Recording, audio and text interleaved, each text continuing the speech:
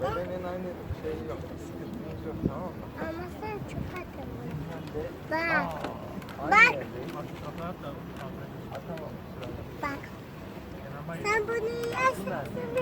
Hiçbir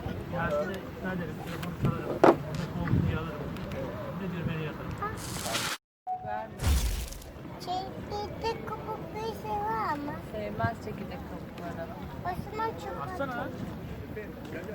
Sonra ye de.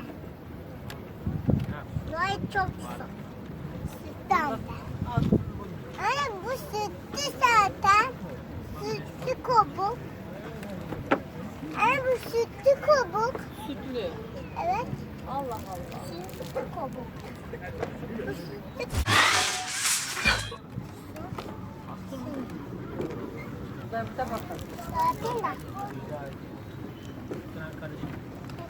Gel. Gel. Gel. Gel. Hadi vermeseydin. Aç.